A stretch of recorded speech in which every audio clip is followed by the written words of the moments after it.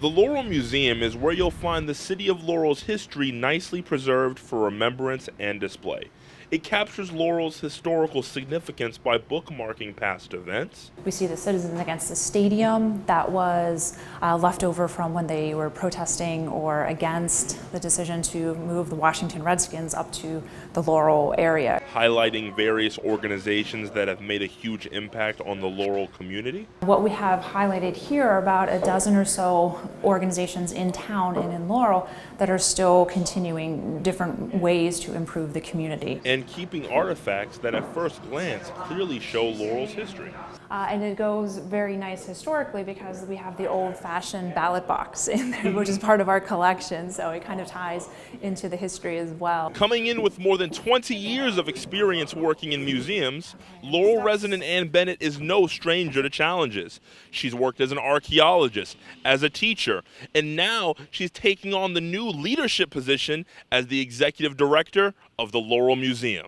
This is too good to be true. This is my background with museums and archaeology and education, and it's 10 minutes from where I live. So it was just exciting that it all fell into place. And choosing an applicant who is best suited for a task or position isn't easy, especially when there are numerous candidates with similar qualifications. However, if you look hard enough, there is always something that can differentiate one person from the rest and can help them stand out. The combination of her background between archaeology and having worked in museums and having been involved in all aspects of the museum, as well as she had worked for the company that designed the software to keep records on artifacts for museums, so that was a real plus for her.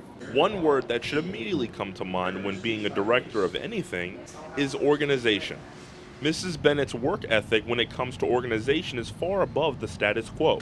She manages the volunteers, paid employees, daily operations of the museum, and keeps track of all the artifacts inside a database. You come across so many interesting things inside a museum, but to Anne, they aren't just things to her. They're so much more important. It's called Divin's Den. It's based for children and families to get that hands-on experience, because so many times in museums we're just told not to touch, and this is nice, but it's behind glass.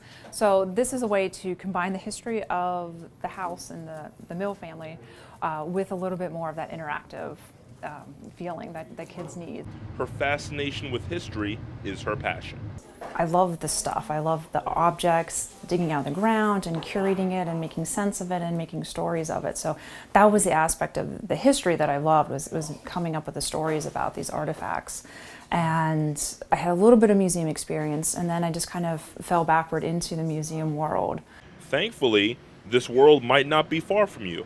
If you live in Laurel, whether you want to view the exhibits at the Laurel Museum, volunteer, or take advantage of what the museum has to offer, you can do it right now. I'm Jean-Luque Zephir for Laurel TV, and a new page of history has been turned.